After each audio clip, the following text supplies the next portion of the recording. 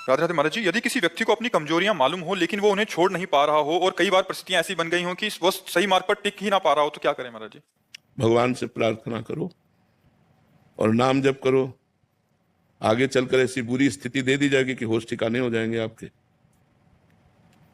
अभी समय ठीक है, पुण्य चल रहा है, तो मनमानी आचरण करने के लिए मन विवश कर देता है, लेकिन जब कर्म फल आता है ना, तो सिर्फ त्राहिमाम निकलता है और भोगना पड़ता है ना। अगर पाप कर्म बन जाता है तो उसका प्रायश्चित कर लो, कहीं वो पाप कर्म संचित में जमा ना हो जाए, कहीं संचित से प्रारब्ध न बन जाए। अगर प्रारब्ध बन गया तो फिर काटना मुश्किल, फिर भोगना ही पड़ेगा। जैसे ये प्रारब्ध बन गया तो माँ के गर्भ से ही इस रोग का सृजन हो गया, पॉलिसिस्ट किडनी। ये वंशानुगत किडनी रोग होता है, माता पिता में जो रोग होता है वो पुत्र में भी आ जाता है। तो 30-35 की अवस्था में प्रकाशित हो गया और तब से लेकर अभी तक ये तो भगवान की शरण में है, इसलिए चल रहा है। तो हमें लगता है मनमानी मत करो, डरो, पाप कर्म से डरो, मन को डराओ कि अगर ऐसा पाप कर्म करोगे, कैंसर हो गया तो, किडनी फेल हो गई तो, नाना प्रकार के रोग हैं, कोई रोग हो गया तो डराओ मन को। गलती मत करो, नहीं वो गलती जब दंड रूप बन करके आएगी तब नहीं मिटा सकते, फिर भोगना पड़ेगा, अवश्य अवश्य भोगना पड़ेगा। इसलिए हमें लगता है अभी मनमानी मत करो। तो ये काम एस जो काम है यही हमसे ऐसा करवाता है।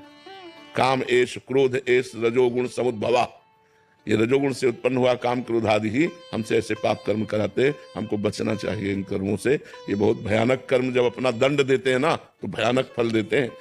मतलब 100 रुपया जैसे ब्याज का ले लो ना, और जमींदार लोग नहीं, ब्याज के ऊपर ब्याज, ब्याज के ऊपर ब्याज, और जब जमा करने जाओ तो पता चला 10,000 रुपया, और अगर फिर चूक गए तो 20,000 रुपया, फिर तुम्हारी खेती ले लेंगे। ऐसे ही कर्म है, छोटा सा कर्म, पाप कर्म, वो ब्याज पर ब्याज, ब्याज पर वो भयानक रूप बन करके जब बम की तरह गिरता है तो धज्जियां उड़ जाती हैं, शरीर की धज्जियां। एक्सीडेंट हुआ ये सब, या कार में आग लग गई, बैठे बैठे जल गए, क्या क्या दंड है आप देखो ना, संसार में क्या क्या दंड है। इसलिए हमें डरना चाहिए कि हमसे पाप कर्म ना बने।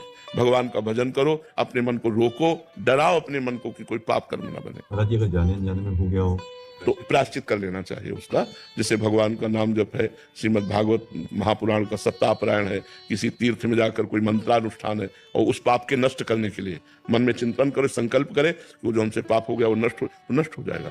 इसी अभी नष्ट करने में वो, जैसे एक बबूल का पेड़ है, इतना बड़ा उठा तो आप ऐसे मसल सकते हो, लेकिन जब बड़ा पेड़ हो गया तो इतने इतने बड़े कांटे, फिर वो कुलाल से भी काटने में वो खराब हो जाते हैं। ऐसे पाप कर्म है ना, अभी उठा तो आप मंत्र जप, नाम जप, अनुष्ठान के द्वारा उसको नष्ट कर सकते हो।